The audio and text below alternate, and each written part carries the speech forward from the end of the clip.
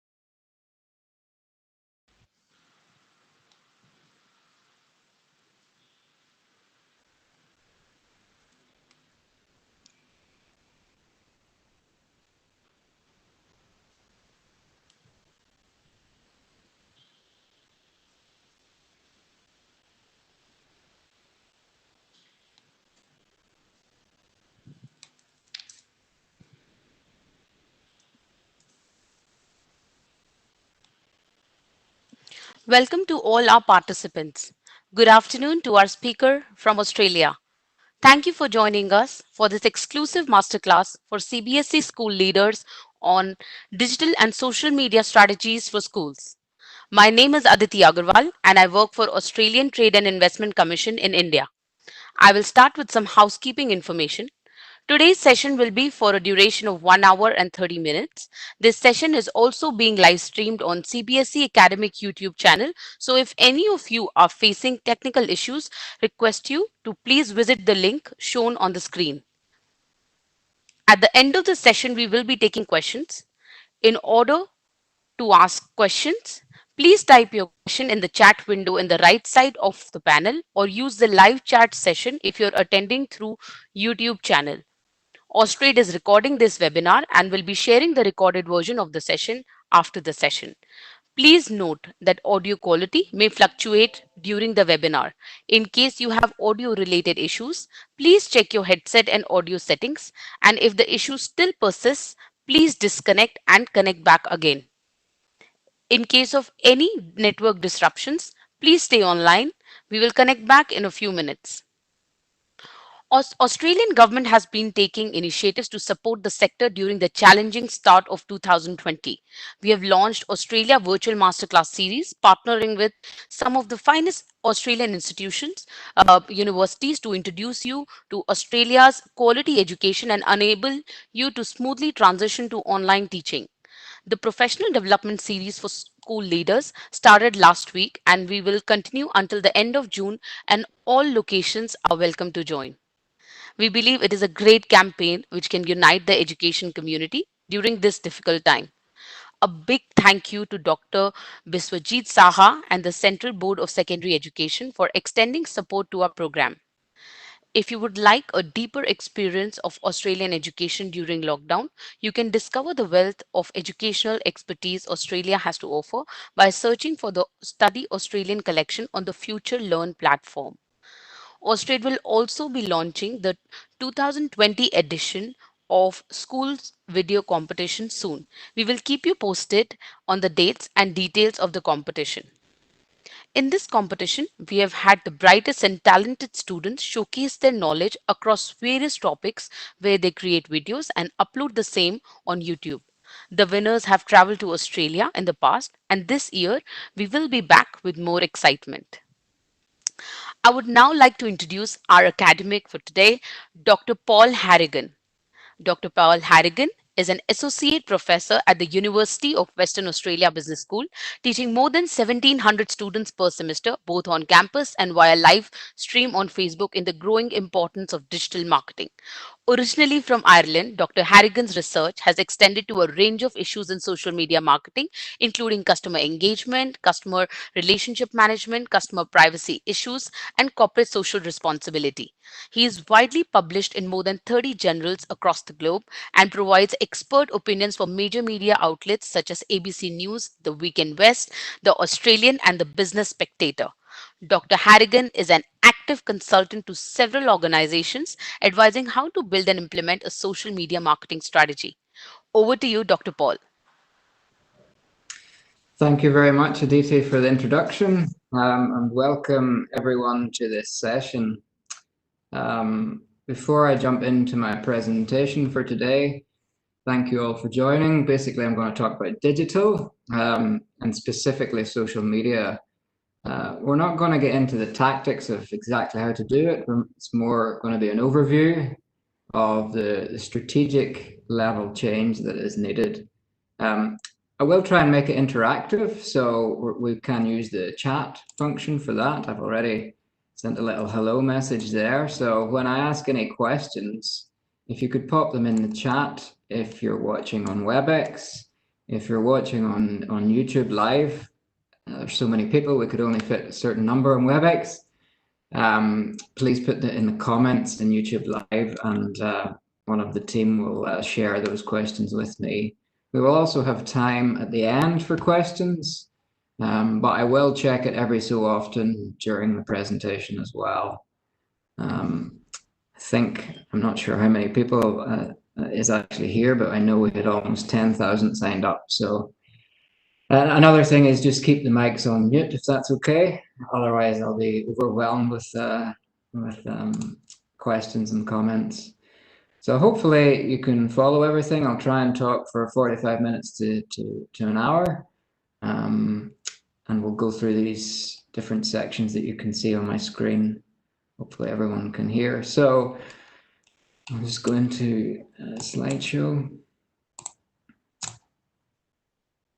Yeah, so my background is, you can see it here on Twitter. Please follow me or connect on LinkedIn if you're not on Twitter. But saying as you tuned in for a social media session, I guess that maybe you're active on social media already. I'll ask that question in a second. But yeah, my background is social media research. I'm an associate professor at the University of Western Australia.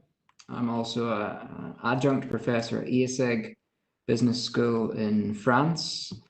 I used to work in Southampton in the UK, and I did my PhD in 2008, finished it 2008 back in Ireland. So if you could pick up the accent, it's an Irish accent, not an Australian.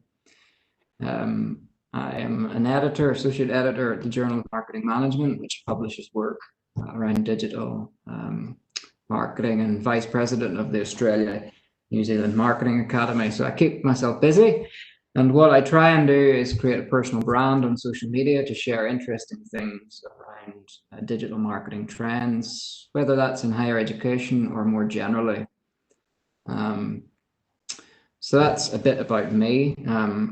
Today, what I would like you to do is watch a video. I am not going to play it because that could get really messy, but I will put the link in the chat. And if you just watch it for a couple of minutes and then post any thoughts you have, like what you find interesting, what you find surprising, post it in the chat. Now, obviously, if there's thousands of people, I can't respond to everyone, so apologies in advance. But yeah, for the next couple of minutes, Nea's already put the link in the chat. Thank you. Just watch that video in your own time and then post some questions, comments about it, and then we'll move on with the presentation.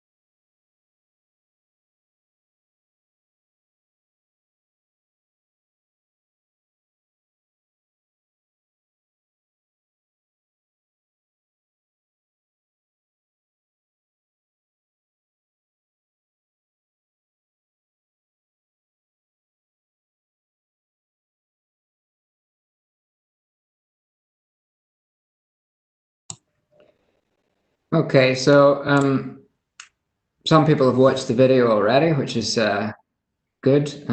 Just you have the link to watch it again in the future, and you can perhaps share this with some of your colleagues, because it is one of the most succinct videos to basically underpin what we call digital transformation.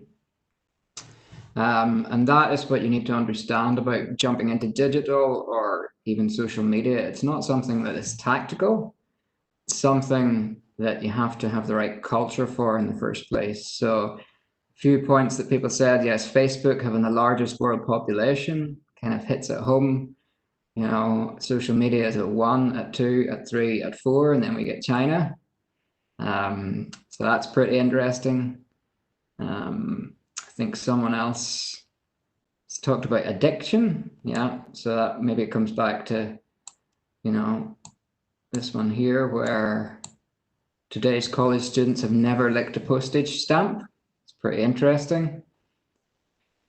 Another thing I found interesting is this. In 2020, so this year, the average person will have more conversations with bots than with their spouse, which is pretty crazy. I don't know whether that's a good thing or a bad thing. Other people are saying we need to get ready to adapt very fast. Yes, that's true. You know, so if we go a bit further on, well, that's a funny stat as well. But it gives you some information here about 93% of buying decisions are influenced by social media. And so by buying decisions, that any purchase decision or any life decision, you will jump onto social media, and that includes students, both current and future, and they will make decisions based on social media. And that's not based on content that brands or organizations put on social media. It's based on content that peers put on social media. So that's this influencer trend. And I don't mean celebrities. I just mean if I'm a student, I go onto social media, I want to see content from other students. It's them that I will trust. I will not trust advertising on social media. That's simply not how social media works. And it comes back to this culture shift that I'll get into. Is one of the other things. Yeah. So we don't have a choice whether we digitally transform. The choice is how well we do it. And this guy, if you want to follow him and you're interested in this, it's called Eric Qualman. Basically says that the return on investment of this digital transformation is that your organization will still exist in 5 years. So rather than looking for digital and social to get you more business, it's basically something you need to be doing to survive. So that's super important. Somebody asked, why is it called the blue sky age? It's because there are so many opportunities with this.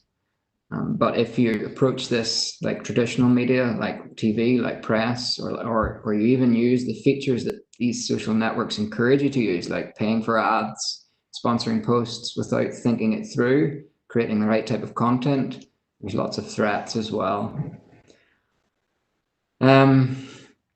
Somebody's talking about decreasing attention span in students. Yeah, I mean, I teach a lot of students and they're always multi-screening, things like that. We'll not get into the issue of how it affects actual education. I'm more talking to you about higher education marketing.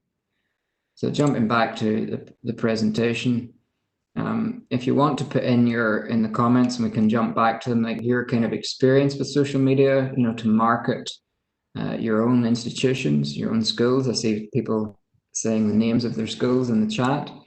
So any problems you have, what kind of level of expertise, any questions, please put them in the chat and we'll come back to it in a second.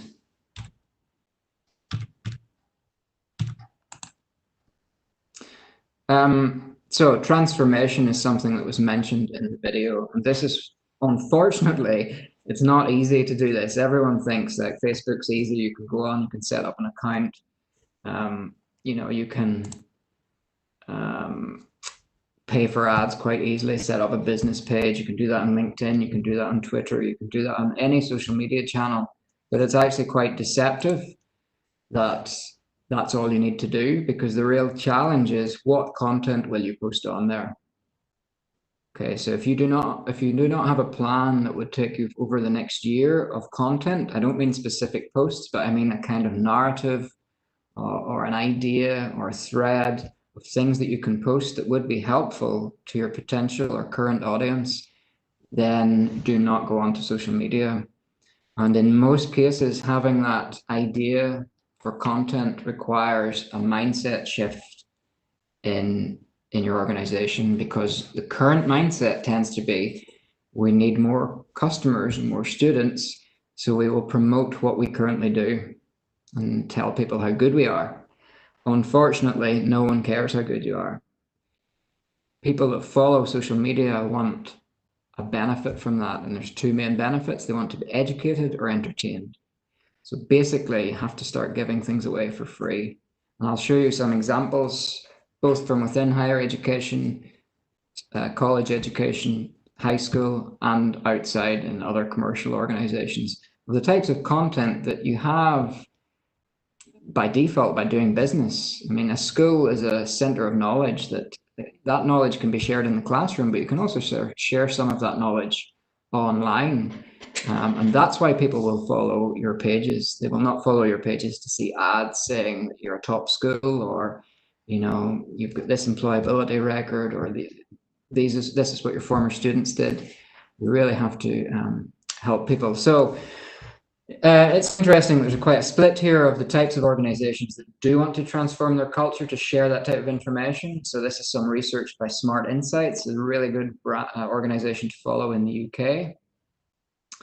There's 1,000 respondents here.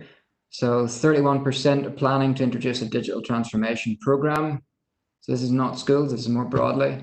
24% have just started, and 10% have already had it. So well over half are transforming their organization so that they're better able to post educational or entertaining content on social media, and to be able to respond to people that post. That's another thing. It's now we're talking two-way interaction, and you have to be up for that. You cannot post on social media and think something will go viral or get any engagement at all if you're not willing to interact with people. So only a third, just over a third, have no plans to run digital transformation. So I say unfortunately because it's a lot of work, okay, to buy into this. Just going to look in the chat a second to see if there's any questions. Obviously, I can't answer all of them, but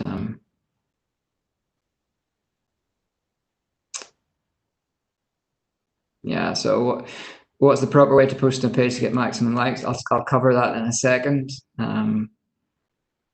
Mass media coverage suggests some best options.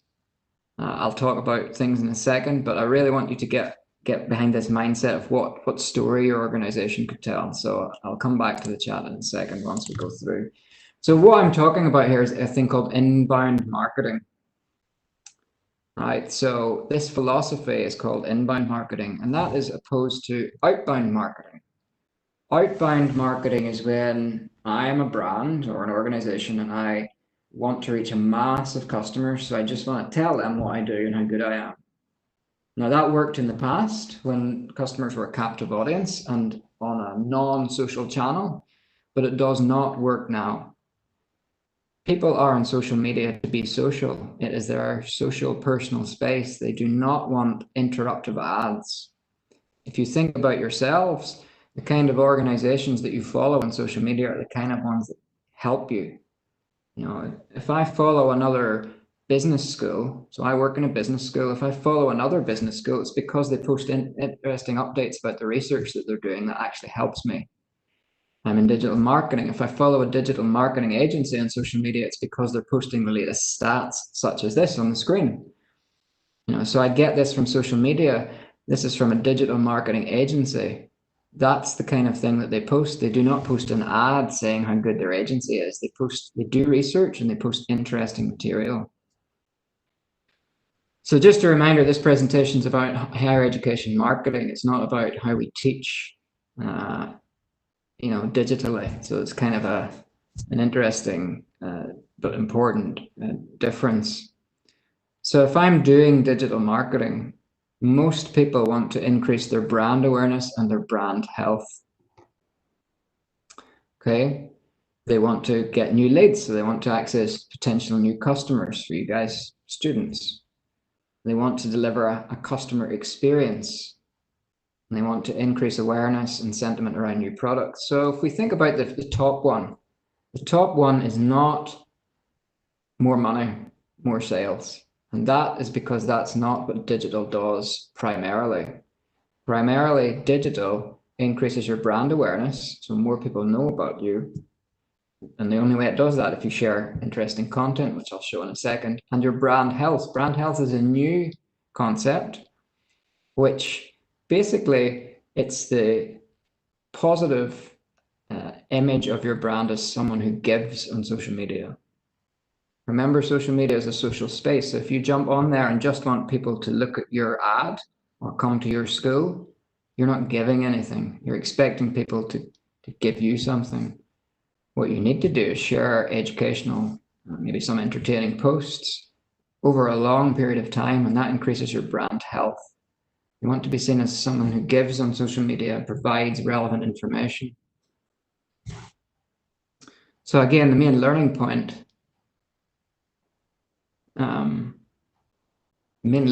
from just reading the chat popping up from this is that it's not immediately about getting sales, it's about brand health.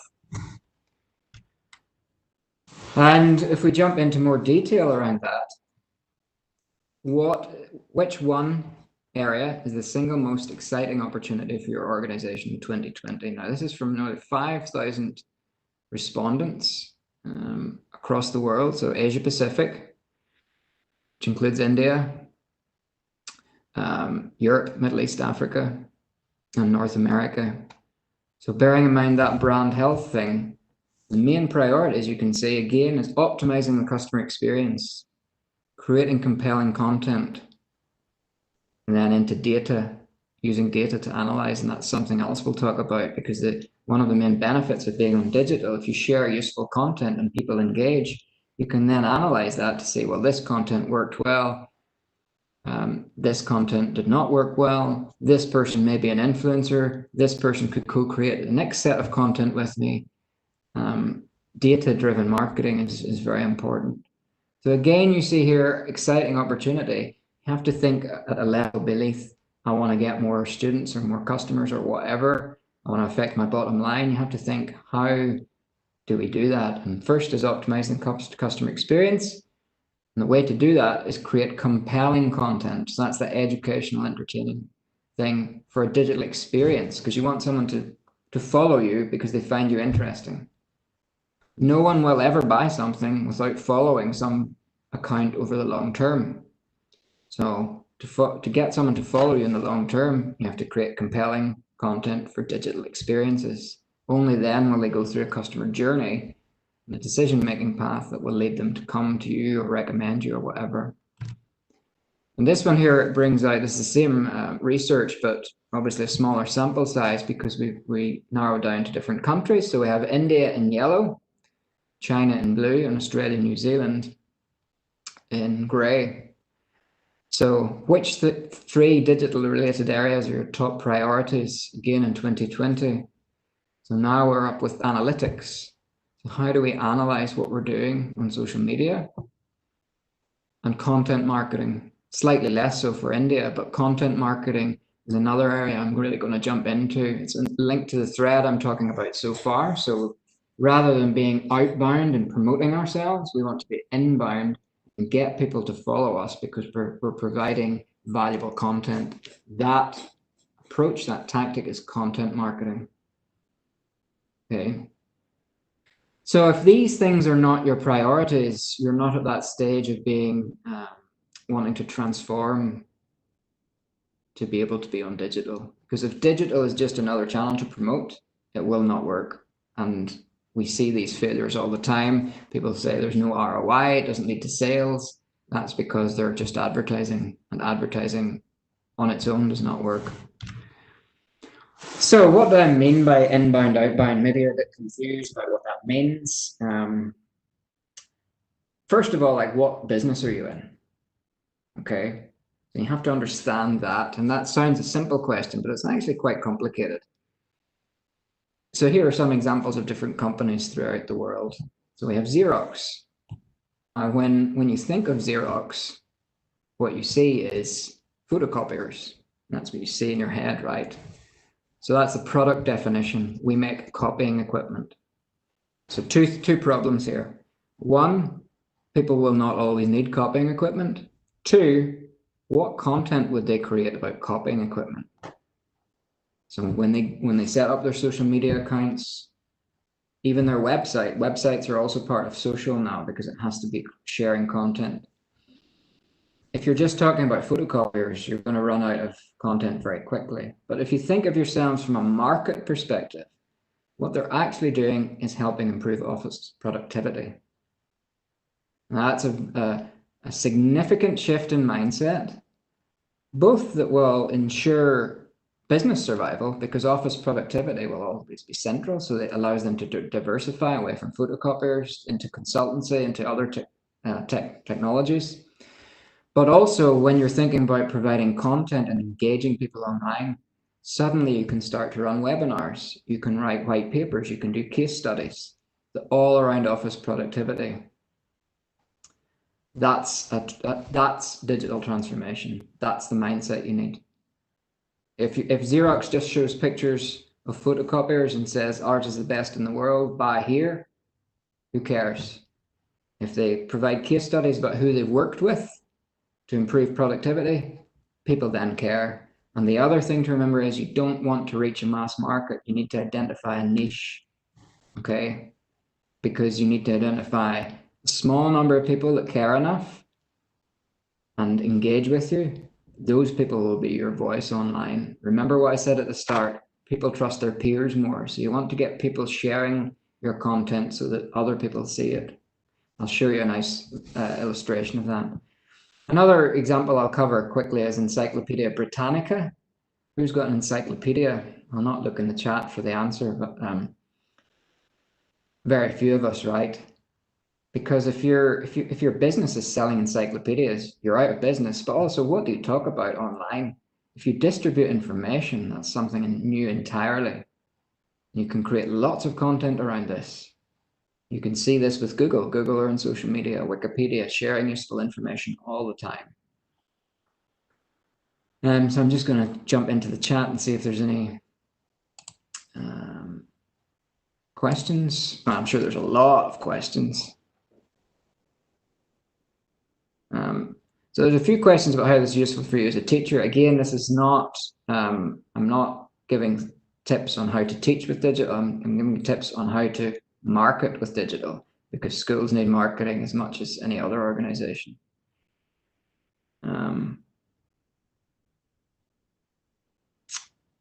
Yeah, I'm not talking about big budgets either. I'm not talking about any budget to promote anything. Okay, so content, right? So we talk about inbound, which is that shift. You have a product definition like, we provide education, or what's your market definition? We help people progress their careers, because that's two different things. Obviously, I'm just thinking off the top of my head, you would need to employ me as a consultant for more in-depth information.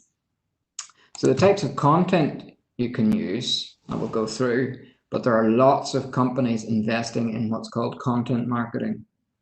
This is recent research from the end of last year. Does your company actively invest in content marketing? So content marketing is creating blog posts, podcasts, videos, images, Instagram stories, all this type of things for all organizations. There is no organization in the world for which content marketing is not appropriate. So how important is content marketing? 70% of all marketing people. So very important, extremely important. That's really significant. What primary forms of media? As I said, blogs, videos, infographics, case studies, ebooks, white papers, checklists, interviews. All these types of things are very different from traditional advertising copy. You don't put together a nice simple ad on Facebook or Twitter and put it out there to say that our organization's the best or whatever. You need to put more effort in now, unfortunately. But the rewards are a lot higher if you do. And the Facebook is still a dominant channel for this type of thing, as you can see. So if you're sitting thinking, well, what type of content could I use? So I'm a senior manager in a school or a principal or whatever. Are there ideas where I could share things on our social media channels to improve the engagement of our current students, or to try and get new students, or improve engagement of parents? Whatever, you need to have a set goal. Here's a nice little matrix that shows you entertaining, quizzes, competitions, videos, games. It's called gamification, through to education, probably more relevant, articles. You can be creating your own articles about approaches to education, or how we take students from here to here, or you can share stuff from educational bodies. That's called curating content, and that's super important on social media because it embeds you in a network. You're sharing stuff from other schools or educational bodies or even internationally. You share their stuff, they share your stuff. Great for your brand health. And so we have infographics, we have guides, simple things, for parents. How do you get involved?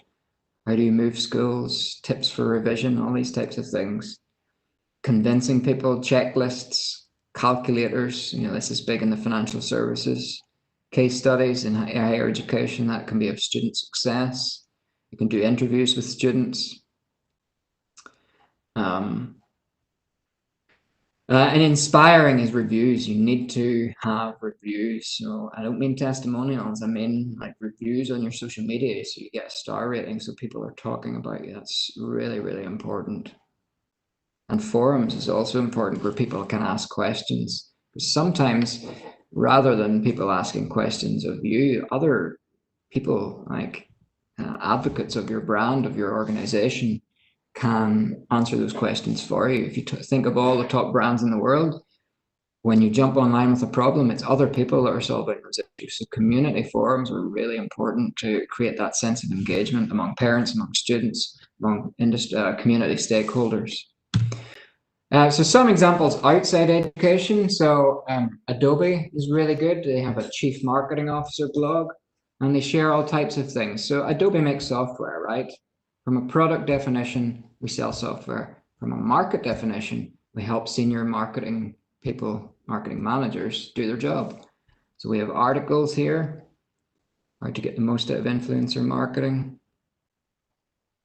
Are you a digitally savvy leader? So putting lots of effort into sharing features, interviews, opinion pieces. We're running conferences, all these types of things to communicate and engage with people. Nothing is promoted there. Okay? Really, really essential that you understand to move away from promotion and create information. That takes more effort. Another thing I will say is that doing events, so these kind of conferences, events in the school, you have to do things offline so that they create content for online. I'll show you an example in a second. This is accounting software. Tends to be super boring. Again, we've got little blog posts by different people, inviting people to write things. That could be teachers, it could be key students, it could be parents. Important issues that are happening among your community, that are relevant to your community. So we're not promoting the software, which is over on the side. Somebody asked, does educational institutions need marketing? Yes. Yes, you do. Every institution needs to be, from a digital perspective, on social media, engaging their community. If you watch the video, remember I said at the start, the return on investment of doing this stuff is that you will still exist. Because you do not want to come to a point where you fall off a cliff where people are choosing other organizations because they've got a really good online presence. This is an interesting one. This is a little startup bank. So they allow free international transfers. So moving to Pakistan, a guide for expats. And you can see this is really good in blog posts, the date, the length of read, and the tag. And so this company, instead of like saying, we transfer money cheaply, they may do the odd post around that, but they also share useful information, which is based on a lot of our users seem to live in Pakistan. They're expats there. This is a useful article. By posting this, another thing it does, it gets you high in Google.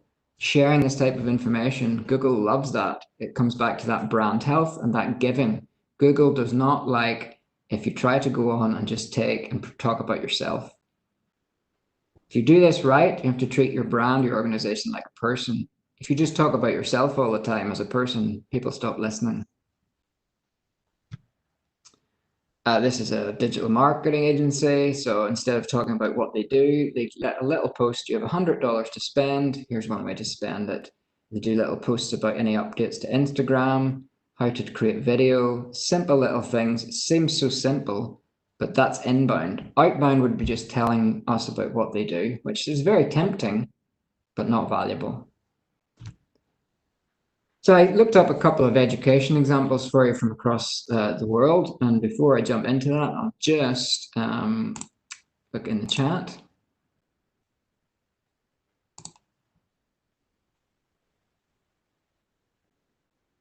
Okay, so there's a lot of questions about how to teach using digital, which is not the purpose of the presentation. This is digital strategies for schools for at a higher level, so kind of management or marketing.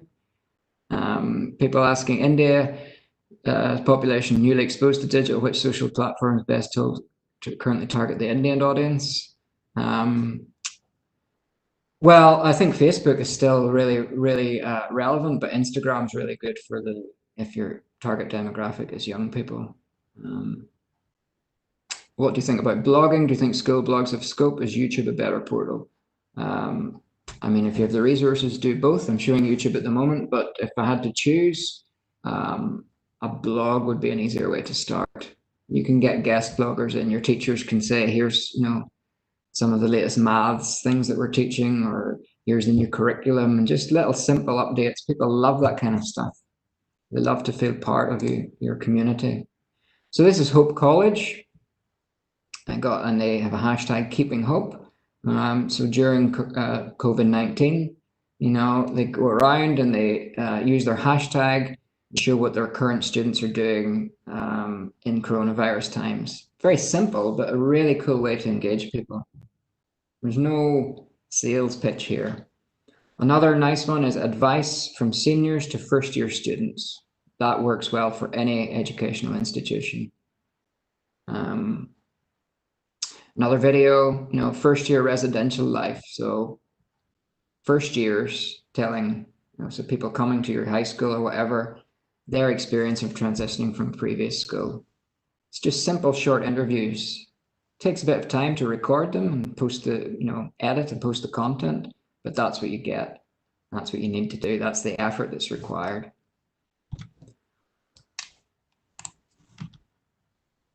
Another one is from the US, and it's called Concordia College, and I looked on their Instagram. I'll show you a website link in a second that gives you examples you can jump on in your own time. So one thing I noticed with them is they've got a little hashtag for alumni, and that's a really interesting one. So where have your people ended up?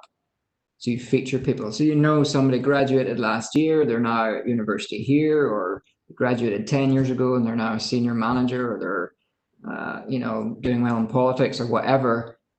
You go and you talk to that person, you do a little interview, or you just do a feature of a photograph and you use that like alumni stories or something. People really engage with that type of thing. And you can see here at the top, getting involved in Black Lives Matter, so being relevant, different things. So summer on campus, graduation, seniors, all these types of stuff. I'm not saying to do all of this, but if you change your mindset away from promotion to building community engagement, you can do some of this quite quickly. And I mentioned earlier about actually doing things offline. So digital only works if you're doing good stuff, because if you're not doing good stuff, what do you talk about online? This is another college that I found, and they have a program or an initiative, hashtag Lead Like a Girl. Okay, so they ran a conference for risk takers and change makers, particularly for girls. It's really super on trend, great initiative. And they made the effort to run this type of program in an offline setting, so on campus. And that creates lots of stories online, lots of engagement, people sharing it, people asking questions. Like this webinar, for example, I'm doing this. A lot of the value we'll get from comments and people sharing it afterwards. So you have to put in the effort to create this content. And this college won an award actually for this initiative. So again, it's not promotional, it's making an effort, and it's part of the school's principles and values anyway. So why not do this kind of thing? And if you're already doing it, why not talk about it? I'll just click through every slide is a hyperlink. So this is a couple of years ago, but if I click into it, I'll open up the website just to scroll for you. So there's some really good tips here. This is a really good website, higher education marketing. That obviously applies to universities, but you can drop that down a level to schools, high schools, primary schools, whatever. And they're talking about telling stories in higher education, in education. So there's different charts here about that's Snapchat. This is Instagram. So Instagram, as I said, for the young audience is essential. Student takeovers, for example, letting students share their voice. Remember that peer experience, that peer knowledge sharing is really essential. Showcasing local attractions. So your school is in a community, in a city, right? Join up with other bodies, other organizations, share their events, they'll share yours. It's really important to be part of that community online as well as offline. Featuring staff and faculty is really important too. So, little short interviews with, not just teachers, but like the admissions people, sharing their experiences. That's really, really valuable, really, really humanizes your brand. Another website for you to check out is this one. And this is really recent, so we have COVID-19 unfortunately happening, and I hope everyone's keeping safe. But this is some examples of social media posts from schools during this time. I'll just click through again so you can see that.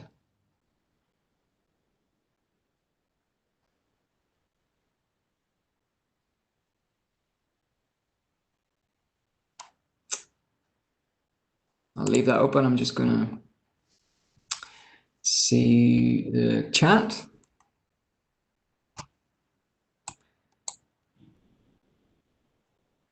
Okay, so someone's Naya saying participants facing challenge reading the slides on YouTube. Any chance of zooming in? I'll take a look at that.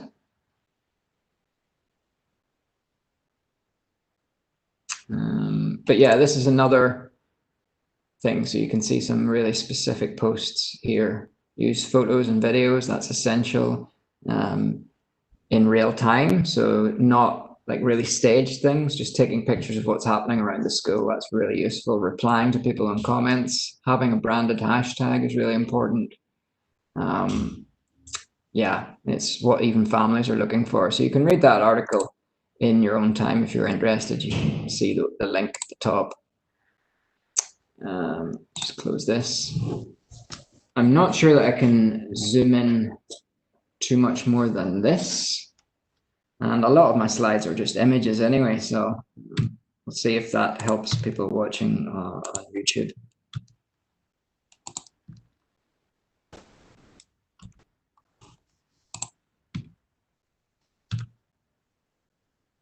So those are just some examples of content that fits the mindset of being inbound, being part of a community, sharing useful information. You might think, well, how am I going to do all this? So you need this kind of strategy behind it. You need to have a thought about what we want to do. The first thing to do, and if you couldn't read the other slides, this is going to be difficult, but I don't want you to read this. What the purpose of this slide is to show you the range, plethora of technologies there are. And I don't want people to start with technology. Oh, I want to go on Facebook, or I want to use, what else have we got here? Google Ads, or, let's look, Hootsuite, all these types of things. That's the wrong place to start. You start with an idea, a philosophy of the type of story or stories that you can share. Okay, so the reason I'm showing this is because This is what overwhelms people. So many options. You commit to a technology and it leads you down the wrong path. It's about changing the philosophy, that digital transformation first. And this slide is important because you don't want to talk to the pink. You don't want to talk to the public. You want to talk to advocates at the bottom. Now, that's a trade-off because there are fewer advocates, but the issue is they already care and they will talk about your organization. So a simple way of thinking about that is, okay, I want to engage some students to write blog posts about their experience. What students do I approach? It's ones that are already engaging with you on social media. You don't approach some random students you are dubious about whether they're committed or what kind of job they will do. You pick key advocates. It's the same with parents. It's the same with community stakeholders. Get those people involved. Those people in green will talk to the people in pink. When you start trying to reach the people in pink, it's a mass. You will not know whether the content is working. People might like it, but they might not be relevant people. It's really, really a challenge, and people get seduced by the numbers up there at the top of, I want to reach as many people as possible. Like, I want to target that Facebook ad to everybody choosing high school this year. Wrong approach. So that's one key strategic point. Obviously, I haven't time to walk you through a whole strategy, but the second point is, and I've mentioned this already, share other content from other relevant sources. And that can be in two ways. Your local community, so, the local council, local government, local other sporting organizations, because they're in your local community. Okay, but they're not education. So online, follow other schools, best practice locally, internationally, share stuff from them. You'll learn what kind of content you can create. And also they'll be like, someone shared my content in India, I'm going to share theirs. That's really good, being part of that community, give, take. So embed yourself in your actual local community, in your city, but also online, embed yourself in your industry. And what that looks like on here is that you have your owned media, so the content you create on your website, on YouTube channel, whatever, people sharing that, okay? Then if they're sharing your stuff and you're sharing their stuff, we end up with earned media, and that is key, because that's when you start getting publicity from key influencers, key stakeholders, education bodies, universities. That's what's important. So it's not paying influencers, it's getting influencers' attention. Only then should you start paying, like the social media channels want you to promote posts. Because you pay to promote the posts that got the earned media, pay to promote the posts that worked really well. That's how social media works. You start off with your own posts, they get shared, you share stuff from other people, we see what gets most attention, and then we pay to promote that further to the types of people that are already engaged. That's how it works. All right, I'm just going to jump into the last section, which is some ways to measure this, but I'll just look in the chat first, try to answer some questions. And a really good one is, what if you have followers, but they don't pay attention to your content? So I've worked for a lot of organizations, and that happens to me all the time. It's a long road to get engagement with followers. But again, if you think about that funnel, if you start working with key people, that's the best way. So if I am a school, I've got key parents, I've got key students, I've got key staff, I have other key influencers, guests are coming to talk. Identify who those people are and work with them, so that when you're posting your content up, there are key people who already know about it and who maybe helped you create it. They will then share it. Don't just create it in an office and then put it out there and think, well, everybody should like this, it's my best work. You have to engage people and involve them to start with. Can I please share my presentation? Yeah, I'm happy to do that. I'll just check with the organizers. They already have the link, so they can post it if they want. Another good question is, we're planning to introduce, a program, so like a new product in the next 2 months. So ideas to promote.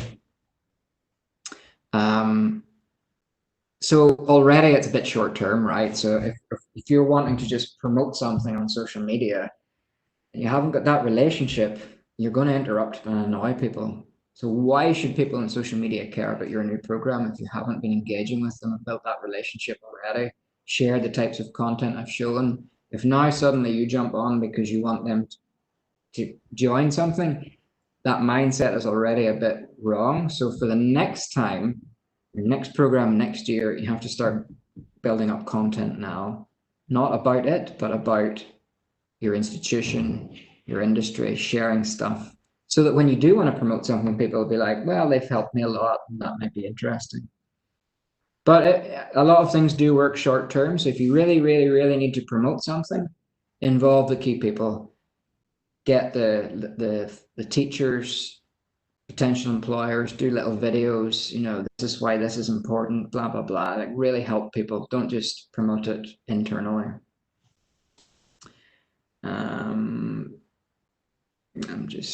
Should we also maintain human touch? Yes. So do the things offline, run events, talk to real people, but record it, take pictures of it. That's what social media is about. Social is social. It gets a bad name, but ultimately the best organizations are social. They act like real people. Measurement. Just close that. So this is, as I said at the start, one of the main reasons for doing this. And if you're unsure of all of what I've talked about, if you just start posting some simple things, even responding to people's questions online, you can quickly get some data that can learn, hey, these are some questions that people care about. Let's change our website to adapt that. Or, people would like more of this type of content. So just listening. It's another thing. It's two-way. So ROI, return on investment, and this comes back to my very first point about inbound and being brand health, not sales. Only 35% said that understanding ROI is important, very important, or extremely. And that seems strange, but it's not strange, because the purpose of doing this is just part of business. It's just part of running your institution, running your organization. Having your community offline within the school walls is one thing. That community now has to be online, because that's where people want it. You see this with COVID, with the pandemic, people have moved online. Okay, I'm not talking about doing all your teaching online, but you can still share some materials online that will help people. It doesn't matter what the return on investment is. The return is that your business will be viable in 5 to 10 years, because a school is a business. Very, very simple. If you're on Twitter, you can analyze, how your posts do. So Paul Harrigan on Twitter, you saw me at the start. My hashtag is @Dr. Paul Harrigan. I'll check for new followers. 10,000 people maybe after today. So I see, well, this post got an engagement rate of 3.4%. This was 4%. You can see lots of others. So I can quickly see what's working, what's not working. Another thing I can see on here is who's engaging with me. Now, this engagement rate, only compare it with yourself. So your first post gets 1%, your second post gets 4%. That's a significant difference. Check what you did differently between the two and do what you did again for the 4% one. But this is all free and really interesting and cannot be ignored. And believe me, lots of people ignore it. If you ignore the data, that's when people won't engage with you. This is ANSMAC, so the body that I work for, and this is on LinkedIn analytics. So we can see people's traffic coming from different sources, their job functions. It's super interesting to me. That can frame the future content I post. So if people are in the media, that informs what they want to hear about from me if they're in education. That gives you content suggestions. Again, LinkedIn will show you how your posts are doing. Super, super relevant. This is Facebook showing you how my posts are doing. So this is, I teach on Facebook actually. It's this a course I teach, Introduction to Marketing. So I do short videos, shorter than this and more simplistic than this. This is quite high level stuff for first year students at university on digital marketing, consumer behavior. It wasn't matter. You could do this for languages, you could do it for science, for engineering, for math. And I can easily see which of my videos gets the most engagement, the most views. And then what I really should do is, okay, this topic is important to these people. The way I taught that week, I need to teach like that the following week. It's all about that learning and being flexible.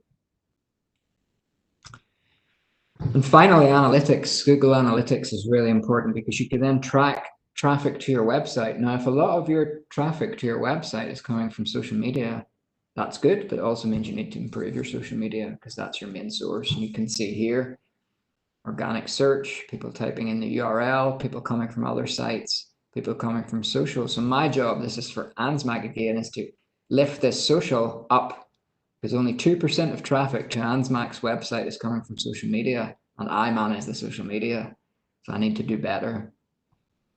Another thing Google can show you analytics-wise is where people, what pages people visit, when they come from social, when they come from search. That's really important too. So if we have a blog on our website and people are spending a lot of time there, that means it's working. Let's do more of it. So those are some simple, all free tools, very easy to jump in and look, see what you're doing well and see what you're not doing well. With these things, small steps, right? So if you just think, hey, we could run Q&A sessions on Instagram, or we could set up a Facebook group for parents to share their concerns.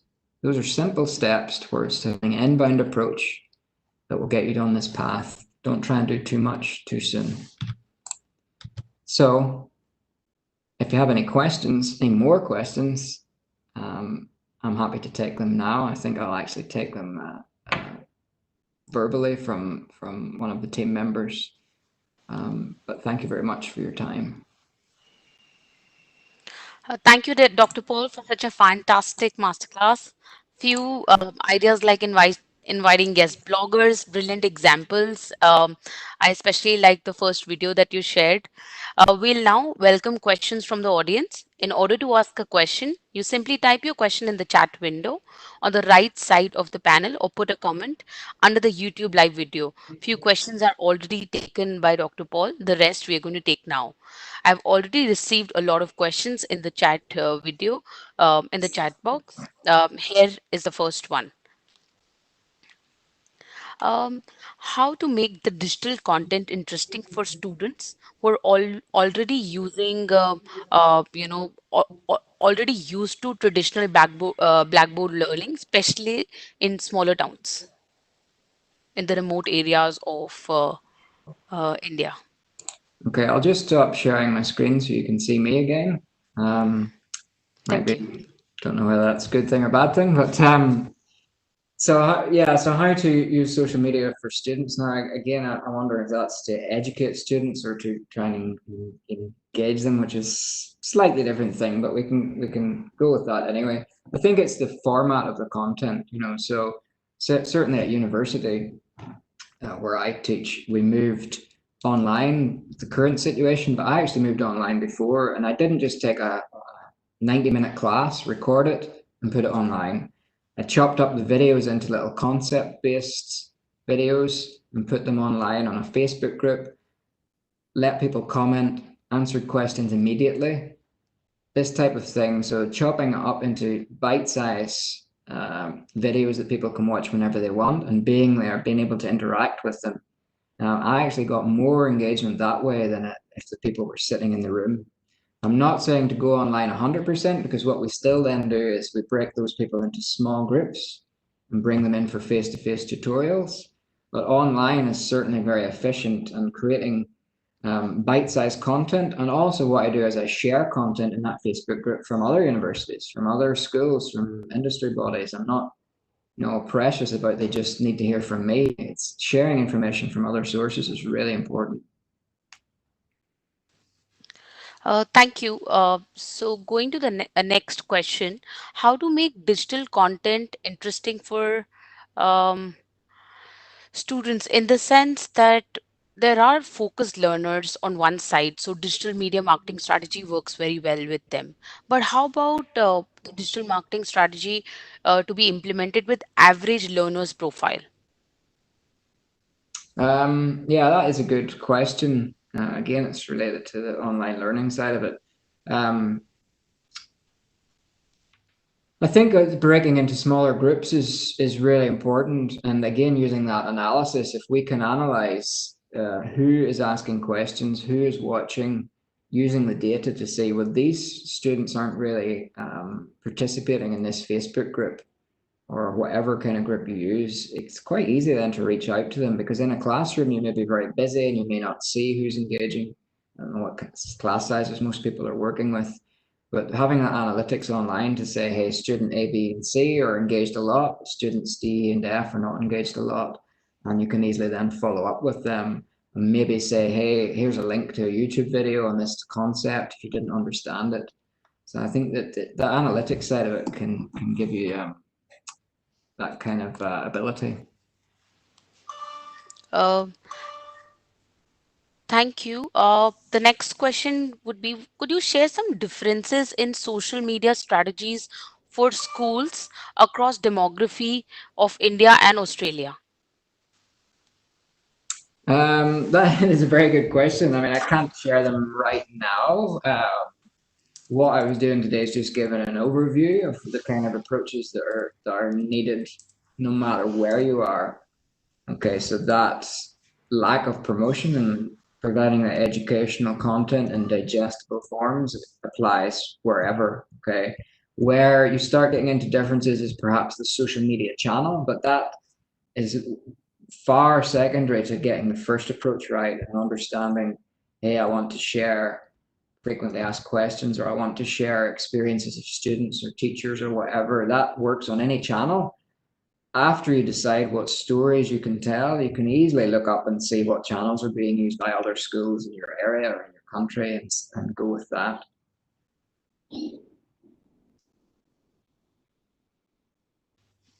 Thank you. We have a lot of questions, so I'm scrutinizing what would be the most relevant here.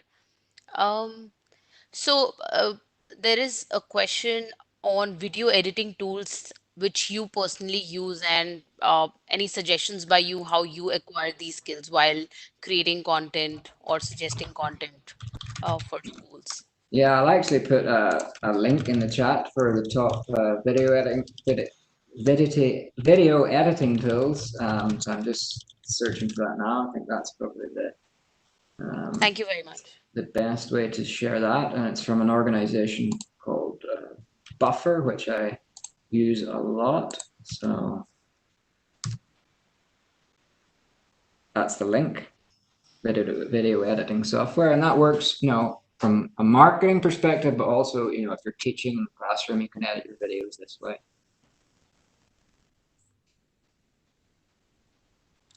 Perfect. Thank you for sharing the link. Um, Okay. Professor, what about the cyber issue in e-marketing? Security, I mean, or Yeah, the cyber issue. Yeah, security, or uh, I think there's a uh, lot of news about fake news, or mix hmm. any cyber related issues while we are e-marketing, authenticity of the content, etc.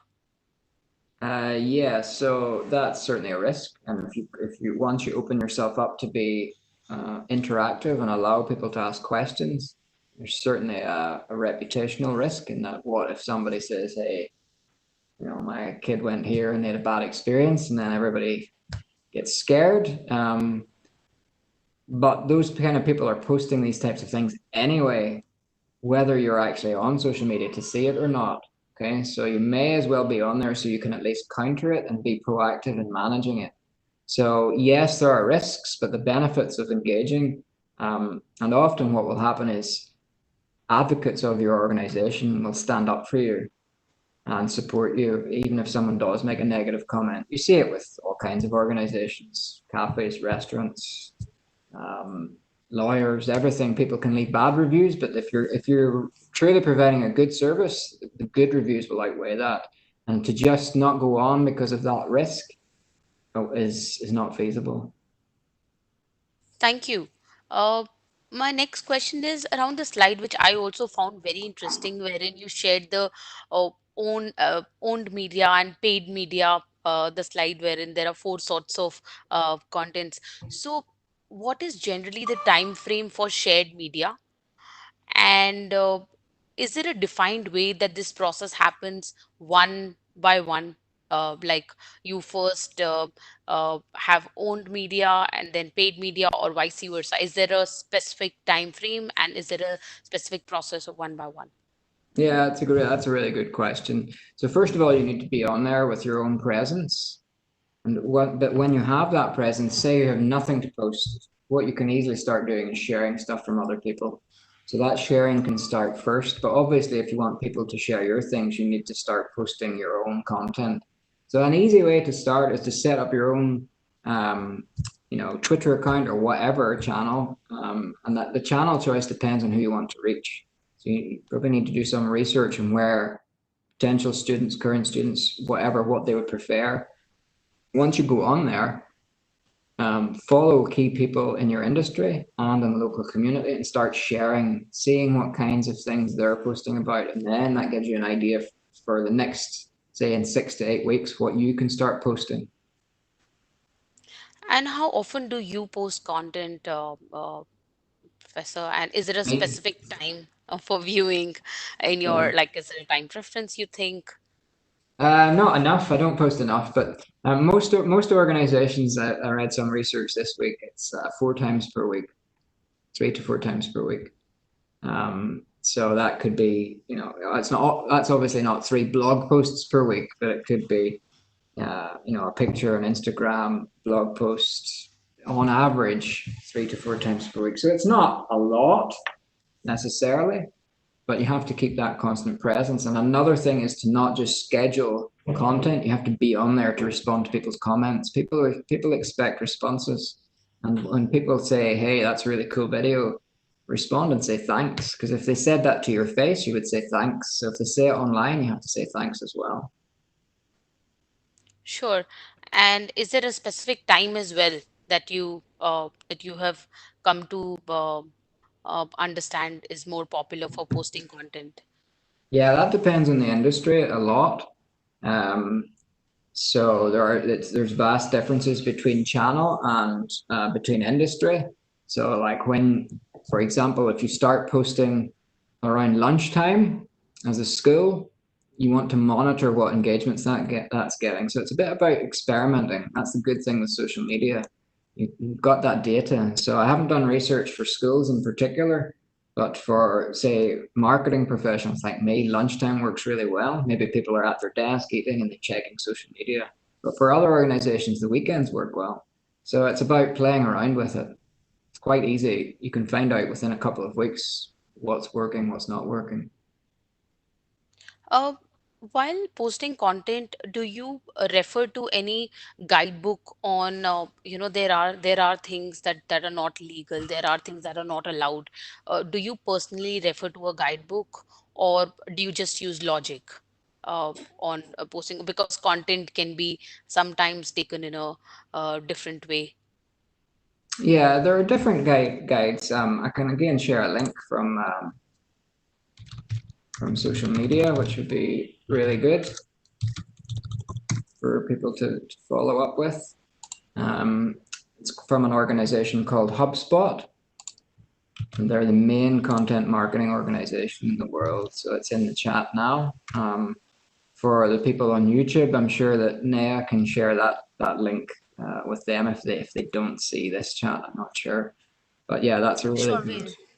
really good Thank you. link.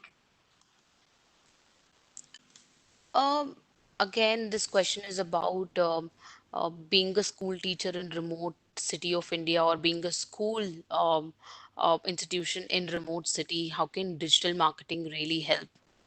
And what kind of content do you would you recommend for the same? Yeah, it's a difficult question, but it's not to be ignored. Okay, so you've got context there, and what you need to understand is what parents want and what students want. So what would help them? So I'm not in the school. Whoever's in the school, if they don't have a sense of what the local community would like them to do, that mindset is wrong, okay? Because the school should be embedded in the community and understand, hey, in this rural area, we want to see information around this, or they want the school to help out in this way. It could be very, very different from a urban school, but there are certainly needs. Even if people are not on social media on their computer, they're just on a phone, even if they're not highly literate, you can still create simple, short content, but it's very, very context specific, and it's up to the individual school to be aware of what environment they're in and respond to that. So don't just take what I've said today and start creating blog posts if your stakeholders won't read more than 3 lines. So that again, that's part of inbound approach, is knowing what people want. Thank you. Uh, so there are a lot of questions around from the educators in the school around what kind of diversified information they could share to build their audience and create a diverse set of viewership. So other than sharing new information or sharing the activities that are actually happening. Yeah. Um, well, I think the key is to shift away from a traditional um, teacher, or sorry, educator, student, one-way communication. Now, these guys are all in education. You're all in education, so you know as well as me how to engage an audience. But online, the trend tends to be to take an offline piece of content, so just record it and put it online, and then get people to watch it. And when they don't watch it and don't prepare properly, then we get annoyed. And it really is up to us to change that mindset to say, let's split up this content a bit. Let's use a channel that the students are already on instead of forcing them onto something else. Let's be responsive to them. So I'm not saying we have to talk to students 24/7, 365 days a year, but we do have to get away from only being available when people want when we want to be available. So I'm not sure I can answer that specifically, um, but yeah, that's some of the cultural things around it. Yeah, I think it's very important. The cultural things around it, they are they could be the decision making factors. As the world is slowly becoming a digital world, would you suggest how a teacher can integrate the basic values while using digital platforms for content creation? The values like teamwork, sharing the resources, live and let live, empathy, and how do you try and practice and uh, inculcate these values in in your content or while teaching? Yeah, it's a really good question. So something I didn't cover today about digital transformation is it's about more than technology. I did cover it a little bit, but it is about what digital actually means for the world, and it does mean less hierarchy, more equality, more fairness. And these are things that when you go this way, you do have to practice what you preach. So if you have values or principles as an organization, when you open up to digital, that will be tested more because it's less controlled. So, for example, if I'm teaching students, how do I ensure equality among all those students? I only respond to some people that engage a lot, but the others are left out. Simple things like this, you have to be really careful. The content you share, who do you share it from? Are you representing cultures, countries, different groups? So it's really, really important to consider. And it's another course that I teach around digital transformation, is that it's what the internet has actually done for society is far more than the technology. It's really changed the world. For example, with the COVID thing, how we respond, we know what's happening in every country. It's not just an individual thing. And the same with education. I can share material from India, from America, whatever. It's all relevant, and that's what students want. Speaking of COVID, I have a very interesting question around the uh, different times of COVID. How has your strategy changed because of COVID in terms of digital marketing and social media? And any one successful thing, a strategy that you felt that got a good response as well, uh, which probably school could, imbibe, educators could imbibe. Um, WhatsApp groups. WhatsApp So I don't groups. know if a lot of people are in WhatsApp groups, but it's a really good way to make people feel supported in real time. So unfortunately, it's more work, so the work environment is no longer 9 to 5, 5 days a week. Okay, still in some sectors they force that, but that's not really what people want. Right? If you think about your own experience, you want to be able to get an answer to a question when you ask that question. So for me, I've set up lots of WhatsApp groups with students, with staff, with other businesses, just to support them in this time when I can't have face-to-face meetings, so that really they feel they can ask a little question and I can deal with it very quickly, rather than sending an email, which is just that extra step of formality. It's something I would really encourage, that real-time communication. It really makes people feel supported. Yes, it means you're on your phone more, and I see a lot of questions about people like, is being on your phone bad? Is it bad for your health? Is it people are addicted?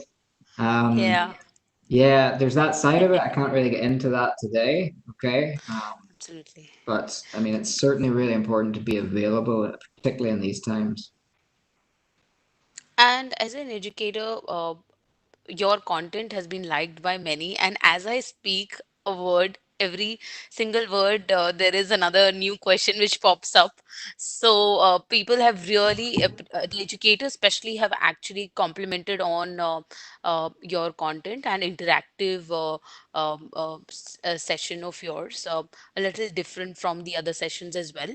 So what kind of how do you create interactive content? There are, obviously we know the basics, like have a link on the YouTube, one of the YouTube videos, and videos generally, they create a, I think, attention span of the viewers a little more, makes it a little exciting. What else do you use apart from videos, generally while you're taking a session? So is this when I'm teaching in class, do you think? Is that the, Yes. yeah. Um, I mean, obviously, I will create my own videos. I will also share videos. I use infographics a lot and get people to comment. So I guess the video I showed or asked people to watch at the start was not quite an infographic, presented information in that way. And I just get people to say, like, what did you find interesting? And then that leads into a discussion. And asking a question like that, people are more free to answer rather than, do you think this is right or wrong? Another thing I use is like polling. So you can easily, WebEx does it, but in Zoom or in Facebook, you can ask little polls, little questions, and get people to vote. People love that kind of thing, and that's a good discussion point as well. And another thing I do is I get students in teams to create their own videos. Again, coming back to this, letting people share their own content. So they will, if I ask them a question, they can have maybe a week or a few days to go away and create their own little interview and send it and post it in the group. And that's, it's students like to hear from other students as much as they like to hear from the professor. Thank you for that answer. So, there is an educator asking, can we develop moral values among growing youth using social media?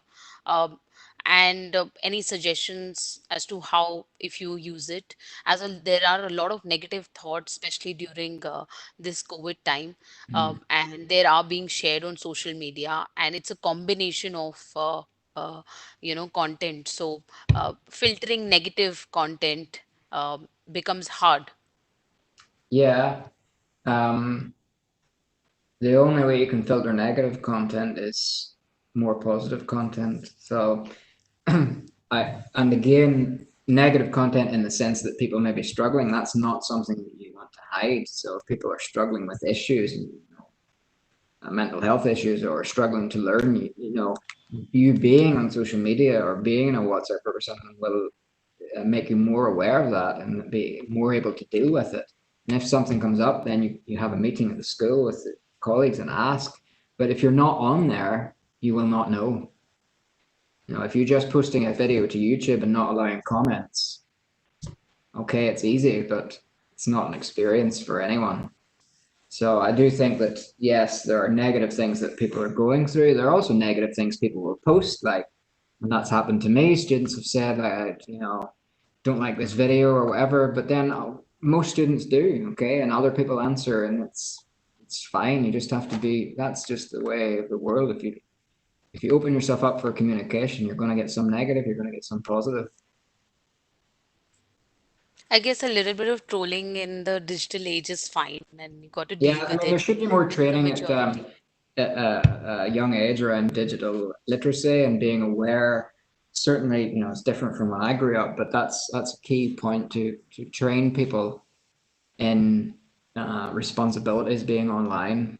So that's calling out fake news, for example, and you know giving credit to valuable news. So most people just are what we call lurkers online. They don't really do anything. They just watch things.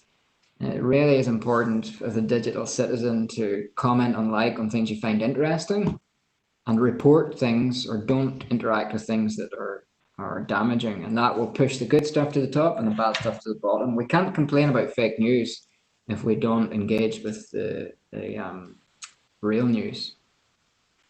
Interestingly, there are businesses in India wherein they call out fake news, to help the audience. So yesterday I came across this platform. Um, Okay. while we're speaking of best practices, is there any blog that you would suggest or a resource which you refer to share best practices while we share content, make content, post content, uh, or make content while for teaching? Um, for teaching, it's slightly different than what I talked about today, but that link I shared earlier would be um, useful, but you would have to apply it to teaching. So I Sure, do we'll see a share lot of that. yeah, I'll reshare it. I do see a lot of questions about how to actually teach with this stuff. Again, my presentation is more about the strategic level of how to Strategic. manage a school, but you can apply these things. Content marketing still applies in any form of communication, whether that's educator to student or school to parent or whatever. So I think that link again I shared is really really useful. Gives you different um, approaches, different types of media to suit different types of purposes. Thank you. There is another question on how often is it advisable to make a shift in the voice of the campaign so we can reach out to all our stakeholders at the strategic level, or is there no set rule? That's an interesting question. For these types of campaigns or this type of communication, really it should last no longer than 6 months, and then you should kind of review it. You should be reviewing it as you go. Like if infographics or blog posts are working better than student interviews, then you can change as you go, or vice versa. But then after 6 months, we have a review and we just say like, how's it going? What kind of engagement are we getting? Are we reaching the right people? So the voice should be constant, like whether we want to be approachable or we want to be seen as really educational and information provider. We want to be friendly. This type of thing you work out and you stick to it. But every 6 months you just monitor how that's going and you make kind of tactical changes. Thank you. So, speaking of strategic level, how often does a strategy change or should change, considering times are changing very, very fast? Uh, Well, that's why I really want you to focus on the inbound philosophical or strategic level, because then it doesn't matter if Facebook goes away and TikTok comes in. These things don't really matter. The philosophy is still the same. Okay, there's implications for the type of media you will create, and you need to learn quickly about the different technicalities of the platform, but do not get caught up in platforms. Get caught up in what you want to say and the story you want to tell. So again, every 6 months, you just have a little check in with your team. What how things are going. Um, but that's kind of brainstorming session, if you haven't done it already, on like what can we talk to students about, or what can we talk to industry connections or parents or whatever. that has to happen first, and then you decide on a way forward, a voice, and you stick to that. Thank you.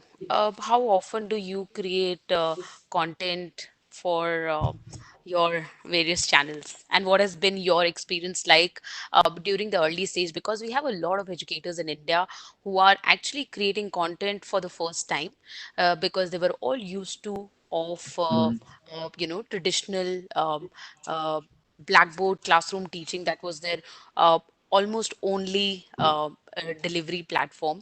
So they want to know from your experience, noting that they really like your session. So what has your experience been like, and how have you really changed? How often do you change your content? Yeah, that's a good question, and thanks everyone for the positive comments and questions. It's really encouraging. Not enough. It's a hard work, right? I mean, I can record videos and share them. I can write articles, which I do often.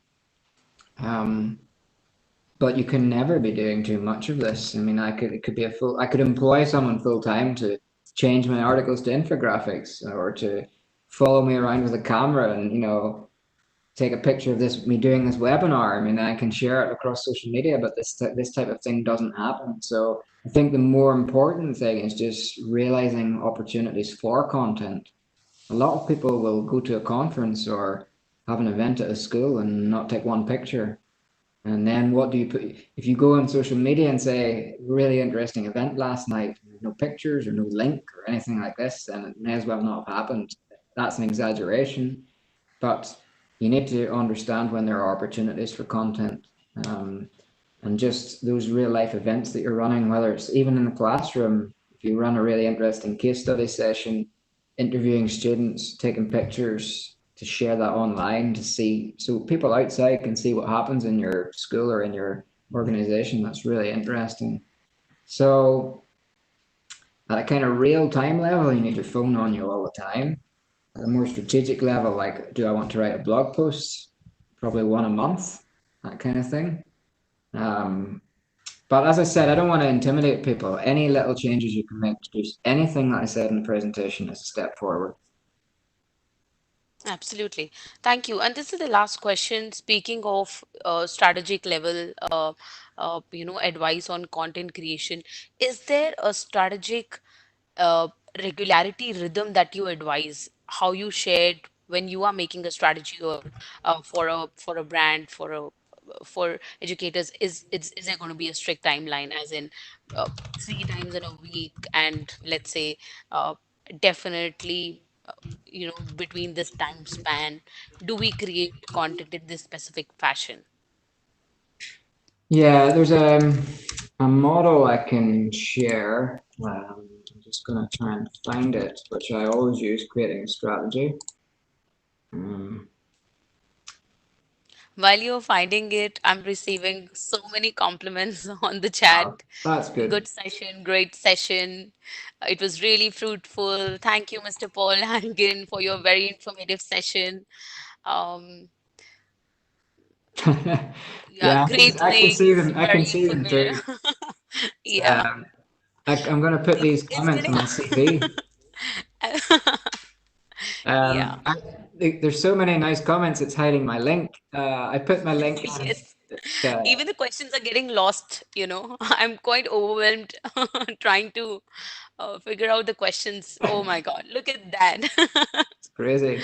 I shared a link at 28 minutes past, which is a nice strategic model which walks you through 4 steps if you're doing this at Sure. an organizational level.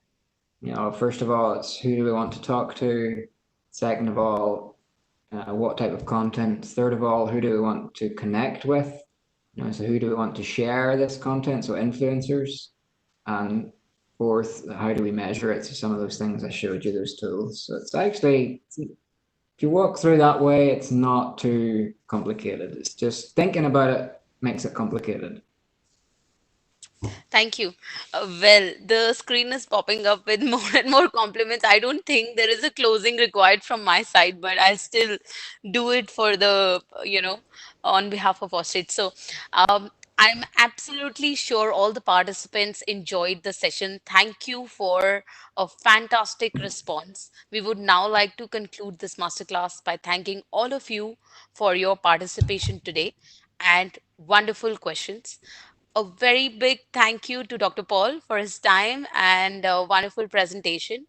Um, we will send you the recording of the masterclass in the next couple of days. Thank you very much and have a wonderful day ahead. Thank you, guys. Thank you. Bye bye. Bye.